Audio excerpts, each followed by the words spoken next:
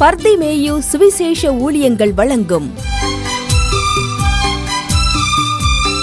நற்செய்தி நேரம். தேவ செய்தி பாஸ்டர் ஆர். அகஸ்டின். இந்த நாளில் உங்களோடு நான் பேசி வருகிறேன். வாக்குத்தத்தம் ஏன் ஐயா எங்களுக்கெல்லாம் நிறைவேறாமல் இருக்குது? அன்றைக்கி ஒரு அம்மா சொன்னாங்க, 2010 24 வரைக்கும் 14 வருஷம் வாக்குத்தத்தங்களை வரிசையாக அடுக்கி வச்சுருக்கேன், நிறைவேறிச்சா சிஸ்டர்? எங்கே நிறைவேறுது? நம்பித்தான் காத்திருக்கிறோம். எனக்கு அன்பானவர்களே, வேதம் சொல்லுது, நிச்சயமாக முடிவுண்டு, ஒரு நம்பிக்கை வீண் போகாது. எனக்கு அன்பானவர்களே, வாக்குத்தத்தம் நிறைவேறணும்னா முதல்ல விசுவாசிக்கணும். தேவன் தருவார் என்பதை நீ நம்பணும். வாக்குத்தத்தம் பண்ணினவர் உண்மையுள்ளவர் என்று நம்பணும். அது மட்டுமல்ல, அந்த வசனத்தை நம்ம வாயால் சொல்லணும். ஏன்னா ஒரு சமயத்தில் நான் அண்ணன் மோகன்சி கூட்டத்துக்கு போயிருந்தேன். 7000 மணியில் தேவனுடைய கூடாரம் என்று ஒன்று இருக்கிறது. அங்கே பெரிய வியாழக்கிழமை அண்ணன் மோகன்சி அவருடைய மனைவியாரும் வியாழன் இரவில் ஒரே ஒரு முறை தான் எனக்கு அந்த வாய்ப்பு கிடைத்தது. நான் போயிருந்தோம். அப்போது சகோதரன் பொற்செல்வன் ஆசிரியர் கிருபையின் ஊழியங்கள் என்று தூத்துக்குடியில் வைத்திருக்கிறாங்க. இவர்களும் இந்த இயேசு விடுவிக்கிறாரு, 2 இணைந்து செய்வார்கள். பொற்செல்வன் எனக்கு மிக ஒரு நல்ல அருமையான ஊழியக்கார நண்பர். அவர் அநேக நேரம் பார்வையற்ற மனிதனாக இருந்தாலும் தன்னோட இங்கேருந்து பாம்பே என்ன, சூரத் என்ன, அநேக இடங்களுக்கு என்னை அழைத்து கொண்டு போனது உண்டு. எனக்கு அன்பானே, அப்போது ஒரு சமயத்தில் வியாழக்கிழமை பந்தி நடக்குது. அப்போ நான் போயிருந்தோம். அந்த நேரத்தில் போயிருக்கும்போது அண்ணன் மோகன்சி அவருடைய மனைவியும் எல்லாருடைய கால்களை கழுவி துணியினால் துடைச்சாங்க. அப்படி துடைச்ச அந்த கம்யூனியன் சர்வீஸில் ஒவ்வொருவருக்கும் அவர் கையில் வச்சு ஜெபம் பண்ணும்போது சொன்னார், ஒரு வார்த்தை சொன்னார், நீ அநேகருக்கு கொடுக்கிறவனாய் மாறுவாயினார். எனக்கு ஆச்சரியம். ஏன்னா நானே ஒன்றும் இல்லாமல் போடுறதுக்கு மறுசட்டை இல்லாமல் காலேஜ் படிக்கும் போதெல்லாம் போட்ட சட்டையை துவைச்சி ஈரத்தோடு போட்டு போவேன். பைபிள் காலேஜ் முடித்து வரும்போது நிற்கிற கூட எனக்கு இடம் கிடையாது. ஏன்னா சொந்தங்கள் பந்தங்கள் எல்லாம் வெறுத்து ஒதுக்கிடுச்சு. அப்படிப்பட்ட ஒரு சூழ்நிலையில் வந்திருக்கேன். அப்போ தான் கொஞ்சம் ஊழியத்துக்குள்ளே போய் அங்கங்கே ஏதாவது ஒரு கூட்டத்தில் பாட, கொஞ்சம் நேரம் ஒரு இன்ஸ்ட்ருமெண்ட்ஸ் வாசிக்க, ஏதோ சில நேரம் யாரும் வரலைன்னா அவர்களுக்கு பல சப்ஸ்டியூட்டாக பேசுவதற்கு, இப்படி தான் போய்கிட்டு இருக்கு. அந்த நேரத்தில் அந்த கூட்டத்துக்கு போயிருக்கும்போது அவர் சொன்னார், நீ அநேகருக்கு கொடுக்கிறவனாய் கர்த்தர் உன்னை மாற்றுவார். எனக்கு இந்த வாக்குத்தத்தம் மனசுக்குள்ளே இருந்துச்சு. எனக்கு அன்பானவர்களே, ஆண்டவர் எவ்வளவு நாள் கழித்து அதை உணர்த்தினா தெரியுமா? 2000க்கு பிறதான் எனக்கு நிறைவேறிச்சு. கிட்டத்தட்ட நான் 94 95 அந்த வார்த்தையை கொடுத்தேன். அப்படி கொடுக்கும்போது எனக்கு 2000க்கு மேலே அந்த வாக்கு கிட்டத்தட்ட 7-8 வருஷம் காத்திருந்து நிறைவேறிச்சு. ஏன்னா ஒரு காலத்தில் நான் கஷ்டத்தினால ஒருவரும் சொந்தம் இல்லைன்னு சொல்லி வாழ்க்கையை வெறுத்து நான் மும்பை பட்டணத்திற்கு, நானும் நீங்கள் நம்பினாலும் சரி, கேட்டாலும் சரி, விசுவாசித்தாலும் சரி, விசுவாசிக்காட்டாலும் சரி, வாழ்க்கையை வெறுத்து பாம்பேக்கு ஓடி போனதெல்லாம் உண்டு. கையில் வெறும் 25 காசு இப்போ செல்லாது, முந்தி இருந்துச்சு, அது ஒன்று தான் பையில் இருந்துச்சு. போய் உணவு இல்லாமல் அங்கெங்கே அலைஞ்ச நாட்கள் உண்டு. ஆனால் அதே மும்பை பட்டணத்துக்கு திரும்ப கர்த்தர் கொண்டு போகும்போது எங்கே போனாலும் கார்லையும், எங்கே போனாலும் நல்ல ஏர் கண்டிஷன் போட்ட கார்லையும் கொண்டு போகும்போது நினச்சி பார்த்தேன், ஆண்டவர் சொன்னதை உண்மை என்று அறிவேன். எனக்கு அன்பானவர்களே, வாக்குத்தத்தம் என்பது நிறைவேறும். ஆனால் என்ன செய்யணுமா? அப்போஸ்தலர் நடவடிக்கைகள் 1ஆம் அதிகாரம் 5வது வசனத்தை, உங்களுடைய வேதாகமத்தை எல்லாரும் எங்கே இருந்தாலும் சரி, அப்படி எல்லாரும் தேடி எடுக்கிற வரைக்கும் பாடுமா?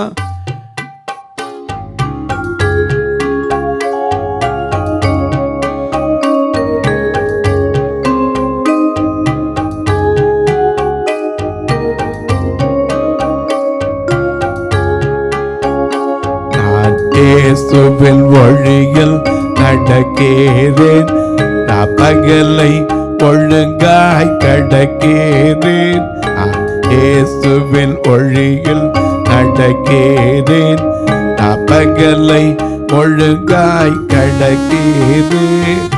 பின் செல்வேனே, பின் செல்வேனே, எங்கேயும் எப்போதும் பின்னே செல்லுவேன். பின் செல்வேனே, பின் செல்வேனே, இயேசு காட்டும் பாதை எல்லாம் செல்லுவேன்.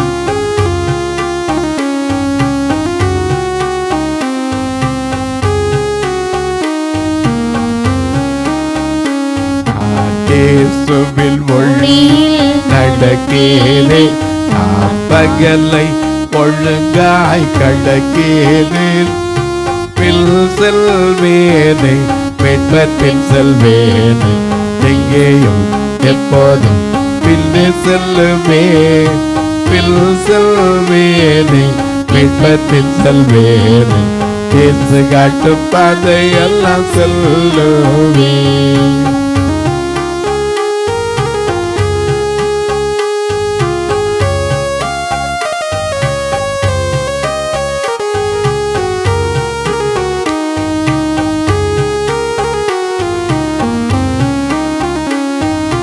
கார்மேகத்திலே மூடும் பள்ளம் எங்கேனும், அட்டகோலமாக மோதும் ஸ்தானத்திலும்.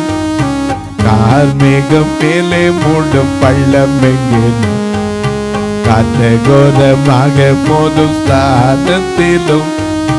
இயேசு பாதை காட்ட சற்று அஞ்சவே மாட்டேன், ரட்சகர் கை தாங்க தைரியம் கொள்ளுவேன்.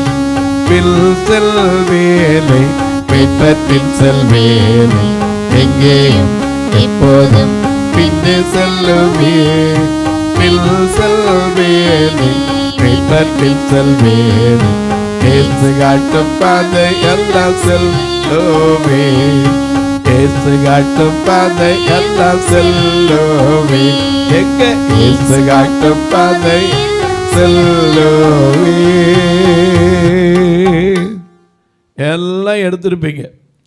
வாசிக்கலாமா? அப்போஸ்தலர் 1:5. ஆகையால் நீங்கள் எருசலேமை விட்டு போகாமல் என்னிடத்தில் கேள்விப்பட்ட பிதாவின் வாக்குத்தத்தம் நிறைவேற காத்திருங்கள் என்று கட்டளையிட்டார். வாக்குத்தத்தம்ங்கிறது காத்திருக்கணும். ஏன்னா ஏற்ற காலத்தில் அவர் என்ன செய்வார்?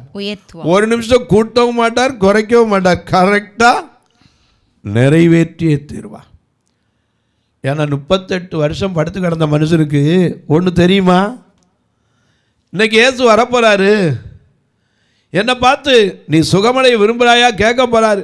அப்படின்னா அவன் அண்ணன் ஒவ்வொரு நாளும் உட்காந்து எந்திக்கிட்டே இருந்திருப்பான். இன்னும் இத்தனை நாள் இருக்கு, 1 மாதம் இருக்கு, இன்னும் எத்தனை நாள் இருக்கு, எப்பா அது கிடக்கு 2 வருஷம் இருக்கு. அப்படி குறைய குறைய குறைய அவனுடைய வாழ்க்கையில் படுத்திருந்தாலும் கொஞ்சம் சந்தோஷமாக இருந்திருக்கும். தெரியாது, எல்லாரும் சுகம் பெற்று போகிறாங்க. ஏன்னா சுகவாழ்வு துளிர்க்கும். ஏசாயா 58 வாசிக்கிறோம், சீக்கிரத்திலே உன் சுகவாழ்வு துளிர்க்கும். இவனுக்கு எப்பனே தெரியாது. 38 வருஷம் படுத்திருந்தவன் எவ்வளோ சோர்ந்து போயிருந்திருப்பான். ஆனால் ஒரு நாள் வந்தது. என்ன வந்தது? உன் வியாதியை உன்னை விட்டு விலக்குவேன். அந்த வாக்கு தத்துவம் 38 வருஷம் பார்த்து கடந்தவனுக்கு தேடி வந்து நீ சுகம் பெற விரும்புகிறாயா என்று கேட்டது. அவன் சொன்னா, எனக்கு உதவி செய்யறதுக்கு யாருமே இல்லை, என்னை யாரும் கொண்டு போய் விடுறது கூட ஒருத்தர் இல்லை, யாரும் இல்லை அப்படின்னு சொல்லி சோர்ந்து போயிருக்கீங்களா? உங்களை தேடி வந்து சுகப்படுத்துகிற ஆண்டவர் இன்றைக்கும் இருக்கிறார். அவர் சொன்ன வார்த்தையை ஒரு நாள் மாற்றவும் மாட்டார், கூட்டவும் மாட்டார், குறைக்கவும் மாட்டார். காத்திருக்கணும். எனக்கு அன்பார்களே, சில நேரங்களில் நம்முடைய நினைப்பு என்னென்னா, இன்றைக்கி ரெடிமேடு காலத்தில் இருக்கிறோம். ஏன்னா முந்தி காலத்துலலாம் ஊறுகாய் வேணும்னா கூட வீட்டில் போட்டு வைப்போம். மாங்காயை வெட்டி அது ஊற போட்டு உப்பில் போட்டு நல்லா ஊறி அதன் பிறகு அதில் எண்ணெய் விட்டு மிளகாப்பொடியெலாம் போட்டு என்ன செய்வோம், தாளித்து வைப்போம். வீட்டில் வைக்கிற ஊறுகாய். இப்போ அப்படி இல்லை. ஒவ்வொரு பிக்கிள்ஸ் பாக்கெட்டாக இருக்குது. ரெடியாக போய் ஊறுகாயா இந்த உடனே வாங்கிட்டு வா அப்படிங்கிறோம். ஆனால் என்ன தான் இருந்தாலும் வீட்டில் ஓடுற ஊறுகாய் தான், கடையில் வாங்குகிற ஊறுகாய் தான். எனக்கு அன்பார்களே, அதே போல் ஏற்ற காலத்தில் தர சுகம் பெர்மனண்ட். இடையில வர்றதெல்லாம் டெம்பரவரி ரிலீஃப், பரிபூரண சுகம். ஏன்னா ஆண்டவர் சொல்றார், நான் அவர்களுக்கு சௌக்கியமும் ஆரோக்கியமும் வரப்பண்ணி பரிபூரண சமாதானத்தையும் சத்தியத்தையும் வெளிப்படுத்துவேன், நான் குணமாக்குவேன். ஏன்னா அவர் சொன்ன வார்த்தை நிறைவேறதுக்கு நம்ம காத்து இருக்கணும். நிச்சயமாக சிமியோனுக்கு சொல்லியிருந்தார், ஒரு வாக்கு பண்ணப்பட்டது, நீ கிறிஸ்துவை காணும் முன்னே மரணம் அடைய மாட்டாய். லூக்கா 2ஆம் அதிகாரத்தில் 25 பார்க்கிறோம். சிமியோன் என்கிற ஒரு மனிதனுக்கு ஒரு வாக்கு தத்தம் வந்துச்சு, நீ கிறிஸ்துவை காணும் முன்னே மரணம் அடையவே மாட்டாய். அவனா முதிர் வயது. அவன் யார்? அதை வாசிக்க 25ஆம் வசனத்திலிருந்து லூக்கா 2ஆம் அதிகாரம் 25 வாசிக்க கேட்போம். அப்பொழுது சிமியோன் என்னும் பெயர் கொண்ட ஒரு மனுஷன் எருசலேமில் இருந்தான். ஏன்னா எருசலேமில் தான் காத்து இருக்கணும். ஏன்னா அந்த எருசலேம் நகரத்தை பார்த்து தான் இயேசு சொன்னார், எருசலேமே எருசலேமே, தீர்க்கதரிசிகளை கொலை செய்து உன்னிடத்தில் அனுப்பப்பட்டவர்களை கல்லறிகிறவளை, கோழி தன் குஞ்சுகளை கூட்டி சேர்க்க வண்ணமாய் எத்தனையோ முறை கூட்டி சேர்க்க மனதாய். நாம பாடுறோம்ல, கோழி தன் குஞ்சுகளை கூட்டி சேர்ப்பது போல, கோழி தன் குஞ்சுகளை கூட்டி சேர்ப்பது போல கூவி அழைக்கிறார் ஜீவன் தந்த ரட்சகர், கூவி அழைக்கிறார் ஜீவன் தந்த ரட்சகர். சாக்கு போக்கு சொல்லாமல் ஜல்தியாய் வந்து, சாக்கு போக்கு சொல்லாமல் ஜல்தியாய் ஓடி, காக்கும் சட்டைகளில் கீழ் கண்டடைவாய் ரட்சிப்பு, காக்கும் சட்டைகளில் கீழ் கண்டடைவாய் ரட்சிப்பு. கோழி தன் குஞ்சுகளை கொட்டி சேர்ப்பது போல, கோழி தன் குஞ்சுகளை கொட்டி சேர்ப்பது கூவி அழைக்கிறார் ஜீவன் தந்த ரட்சகர், கூவி அழைக்கிறார் ஜீவன் தந்த ரட்சகர்.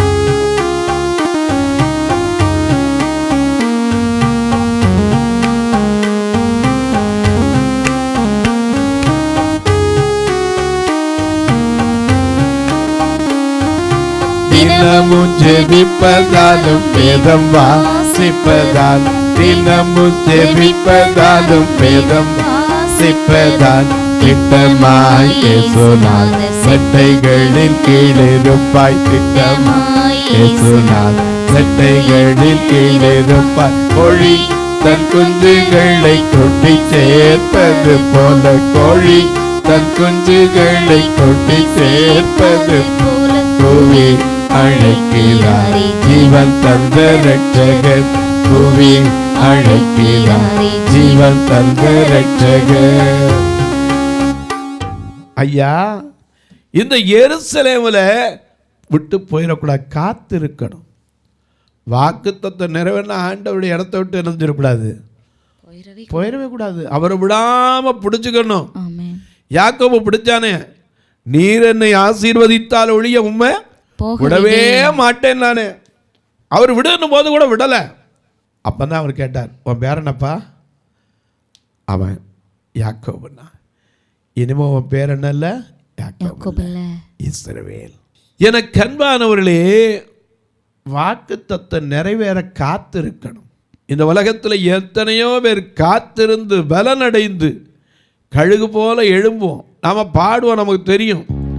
காத்திருந்து பலனடைந்து கழுகு போல எழும்பிடுவே நம்புவே இயேசுவை நம்புவே இயேசுவை நம்புவே இயேசுவை நம்புவே இயேசுவை.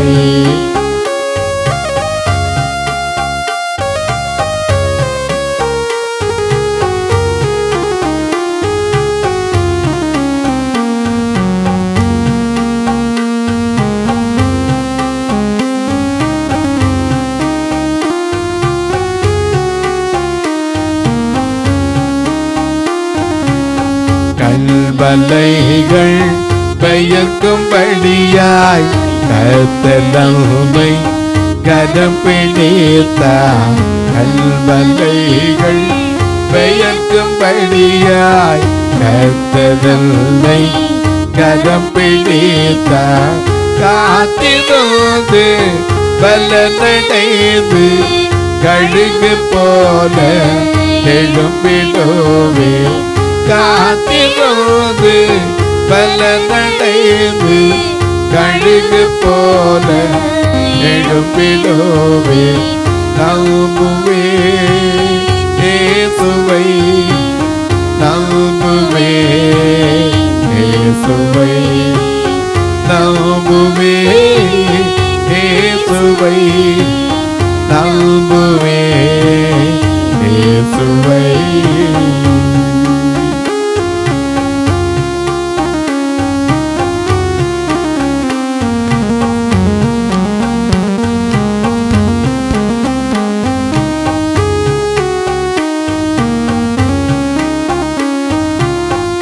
அத்திமரம் தொழில் விடாமல் ஆட்டு மந்தை முதலட்டாலும் அத்திமரம் தொழில் விடாமல் ஆட்டு மந்தை முதலட்டாலும் கர்த்தருக்கு காத்திருப்போம் வெட்கப்பட்டு போவதில்லை.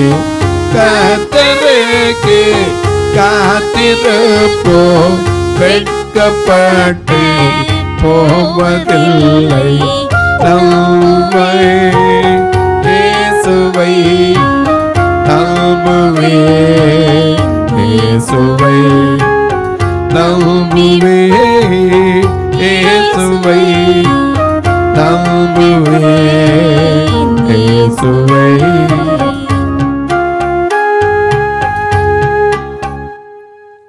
நம்பிக்கையோட காத்திருக்கணும். எருசலேம்ல ஒரு மனுஷன் இருந்தான். அவன் பேர் என்னது? சிமியோன். அவன் யாரு? எருசலேமில் இருந்தான். அவன் நீதியும் அவன் யாரு? நீதியும் தேவ பக்தியும் உள்ளவனாயும். நம்ம எப்படி?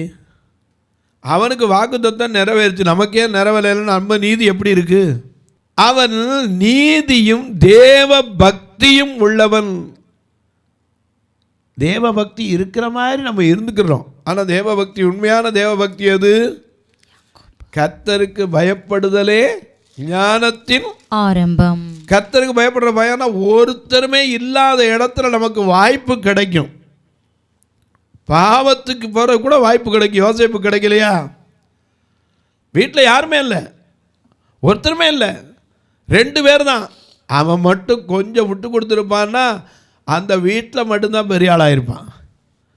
ஆனால் அப்படி அடமண்டாக இருந்து நிந்தைகள் அவமானங்களை சந்தித்ததுனால தான் அவன் உயர்த்தப்பட்டான்.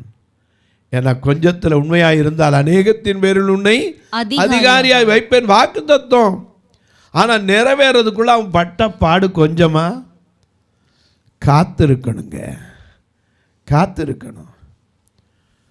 நிச்சயமாக சொல்ல, இந்த சிமியோன் யாரு? எருசலேமில் இருந்தவன். அவன் நீதி உள்ளவன், தேவ பக்தி உள்ளவன். அவன் நீதியும் தேவ பக்தியும் உள்ளவனும் இஸ்ரவேலின் ஆறுதல் வர காத்திருக்கிறவனாயும் இருந்தான். அவன் மேல் பரிசுத்த ஆவி இருந்தார். அவன் நீதி உள்ளவனாக இருந்தான், தேவ பக்தி உள்ளவனாக இருந்தான், பரிசுத்த ஆவியானவர் அவர் மேல் இருந்தார். அவன் இஸ்ரவேலின் ஆறுதல் வர காத்திருந்தான். ஏன்னா அவர்கிட்டே தான் இருப்பான். ஆறுதலின் தெய்வமே, அதிலே தான் உட்கார்ந்துருப்பான். ஆறுதலின் தெய்வமே, உம்முடைய திருச்சமுகம் எவ்வளவு இன்பமானது. ஆறுதலின் தெய்வமே,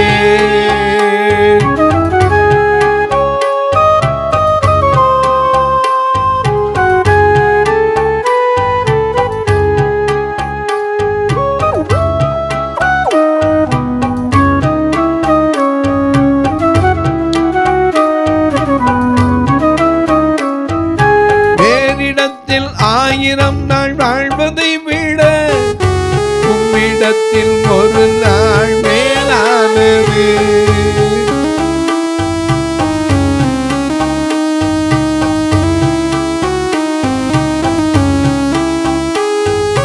வேறிடத்தில் 1000 நாள் வாழ்வதை விட உம்மிடத்தில் ஒரு நாள் மேலானது.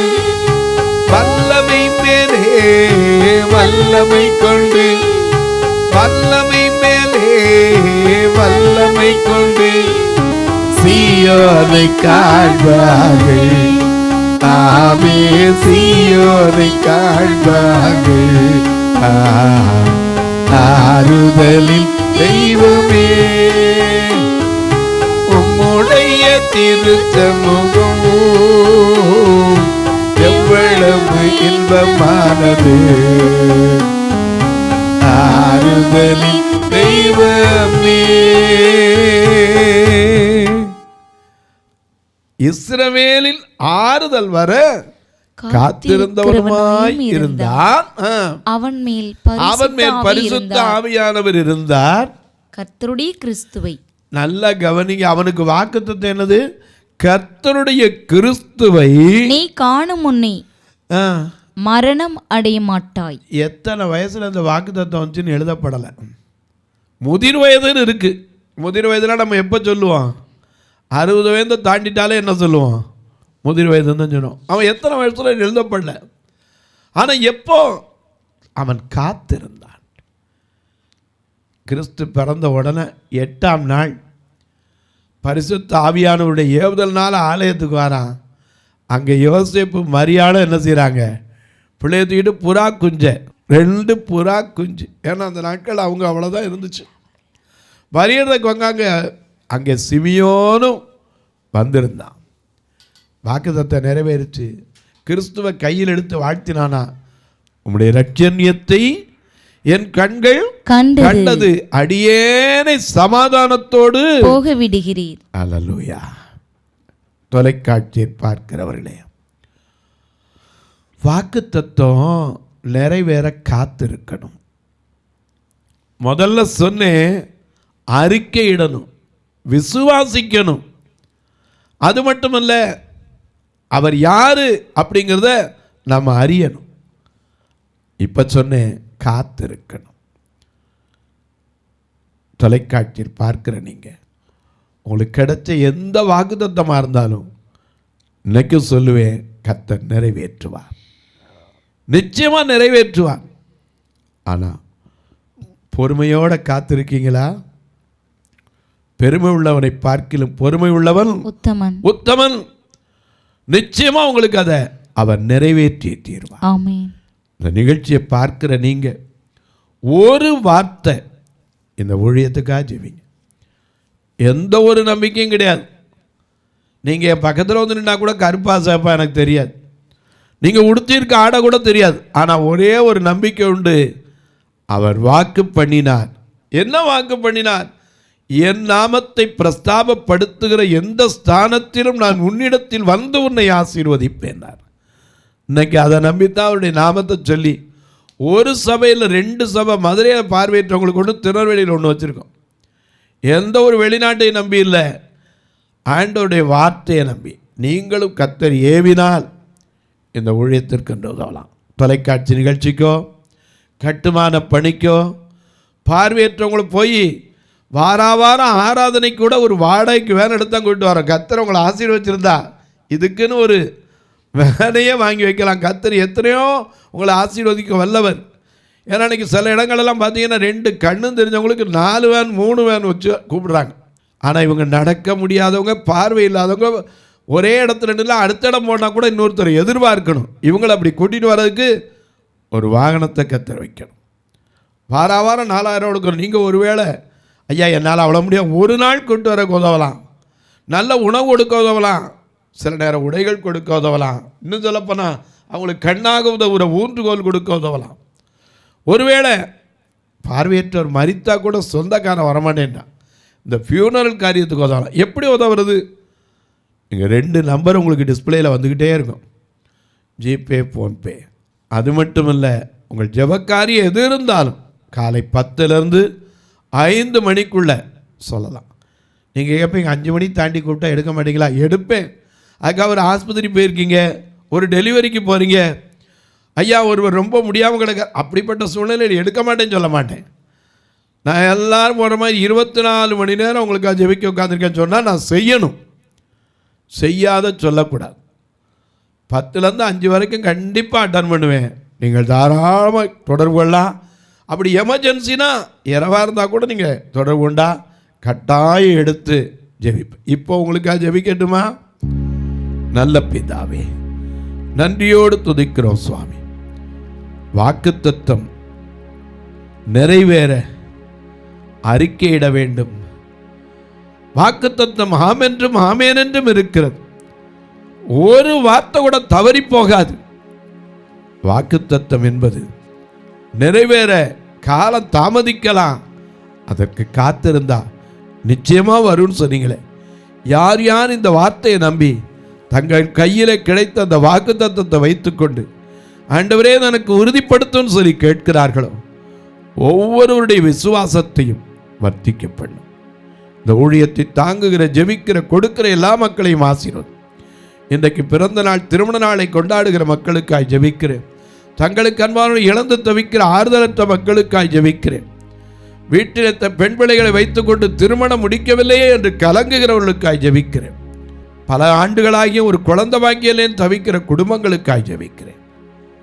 ஆணையிட்டதை நீ நஷ்டம் வந்தாலும் நிறைவேற்றுகிற தேவன், அவளுக்கு வாக்குத்தத்தம் செய்தவர், அதை கொடுத்த ஆசீர்வாதம் இயேசுவின் நாமத்தில் ஜெபிக்கிறேன் நல்ல பிதாவே, ஆமென். சபை ஆராதனை ஞாயிறு காலை 10 மணி முதல் 12 மணி வரை. இடம் பர்திமேயு சுவிசேஷ ஆலயம், அன்னை சத்யா நகர், இளமனூர் அஞ்சல், சக்கிமங்கலம் வழி, மதுரை மாவட்டம். பின்கோட் 625201 மற்றும் பர்திமேயு சுவிசேஷ ஜெப வீடு, flat number 107, Eden garden, Muthur, Tirunelveli. Pin code 627011. சிறப்பு உபவாச கூட்டம் ஒவ்வொரு மாதமும் 2வது சனிக்கிழமை காலை 10 மணி முதல் 1 மணி வரை நாகர்கோவில் YMCA ஹாலில் வைத்து நடைபெறுகிறது. மற்றும் ஒவ்வொரு மாதமும் 4வது சனிக்கிழமை காலை 10 மணி முதல் 1 மணி வரை திருநெல்வேலி புதிய பேருந்து நிலையம் அருகில் உள்ள கிரேஸ் ஹாலில் வைத்து நடைபெறுகிறது. எங்கள் எல்லா ஆராதனைகளிலும் கலந்து கொண்டு தேவனை மகிமைப்படுத்த அன்பாய் அழைக்கிறோம். உங்கள் உதாரத்துவமான காணிக்கைகளினால் இவ்வூழியத்தை தாங்க விரும்பினால் R Augustine, account number 5021364331, IFSC code IDIB 000B066, Indian Bank, BP Kulam, Madurai. GPay number 9842181917, BGM ministries மற்றும் 9442559772, பிளைண்ட் மினிஸ்ட்ரீஸ் அகஸ்டின். உங்கள் தொடர்புக்கு பாஸ்டர் ஆர் அகஸ்டின், பர்திமேயு சுவிசேஷ ஊழியங்கள், நாகமலை, புதுக்கோட்டை, மதுரை 625019. தொலைபேசி எண்கள் 9842181917 மற்றும் 9442559772. கர்த்தர் தாமே உங்களை ஆசீர்வதிப்பாராக.